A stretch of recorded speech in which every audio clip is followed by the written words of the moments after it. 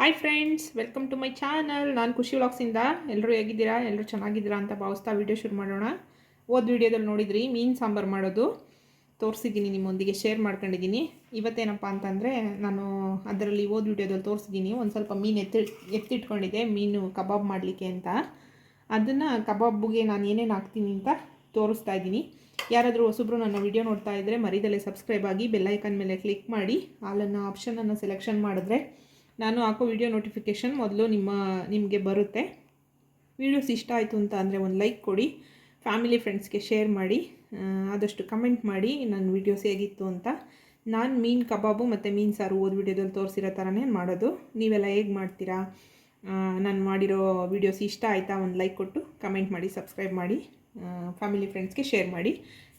ನೋಡಿ, ಮೀನು ಫ್ರೈಗೆ ನಾನು ಏನೇನು ಮೀನು ಕಬಾಬಿಗೆ ಫ್ರೈ ಅಲ್ಲ, ಮೀನು ಕಬಾಬಿಗೆ ಏನೇನು ತಗೊಂಡಿದ್ದೀನಿ ಅಂತ ಅಂದರೆ ನಾನು ತೇಜು ಕಬಾಬ್ ಪೌಡರನ್ನ ಯೂಸ್ ಮಾಡಿದ್ದೀನಿ. ತವಾ ಫ್ರೈದು ಶೇರ್ ಮಾಡ್ಕೊಳ್ತೀನಿ ನಾನು, ತವಾ ಫ್ರೈ ಯಾವ ರೀತಿ ಮಾಡೋದು ಅಂತ.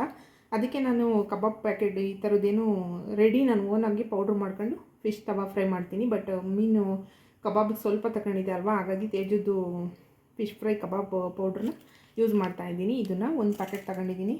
ಮೀನು ಇಷ್ಟಿದೆ.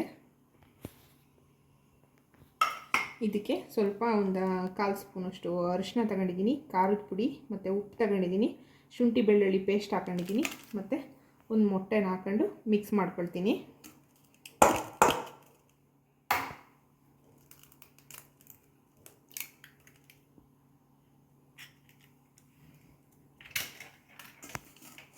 ಈ ಮಸಾಲೆನೆಲ್ಲ ಮಿಕ್ಸ್ ಮಾಡಿಬಿಟ್ಟು ಆಮೇಲೆ ಫಿಶ್ನ ಸೇರಿಸ್ತೀನಿ ಇದಕ್ಕೆ.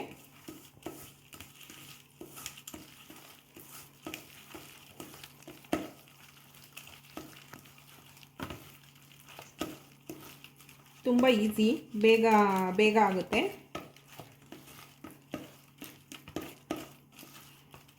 ನೋಡಿ, ಒಂದು ಮೊಟ್ಟೆ ಸಾಕಾಯ್ತು ಇದಕ್ಕೆ.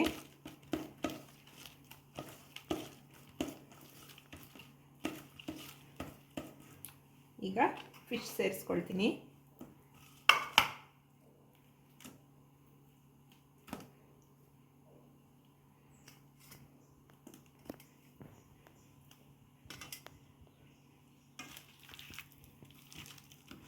ಮೀನಿಗೆ ಕಬಾಬ್ ಕಲಿಸ್ಬೇಕಾದ್ರೆ ಭಾಳ ಕೇರ್ಫುಲ್ಲಾಗಿ ಕಲಿಸ್ಬೇಕು, ಯಾಕಂದರೆ ಅದ್ರದ್ದು ಮುಳ್ಳುಗಳೆಲ್ಲ ಆಚೆ ಬಂದಿರುತ್ತೆ.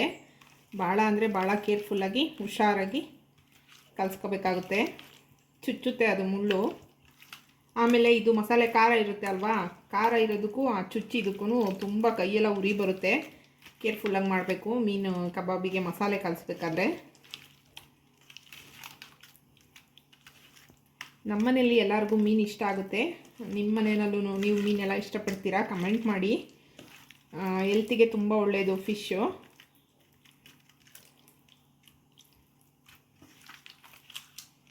ನೋಡಿ, ಈ ರೀತಿ ಕಲಸಿ ಒಂದು 1/4 ಗಂಟೆ ಇಟ್ಟರೆ ಅದು ಉಪ್ಪು ಖಾರ ಎಲ್ಲ ಚೆನ್ನಾಗಿ ಮೀನಿಗೆ ಹಿಡಿಯುತ್ತೆ.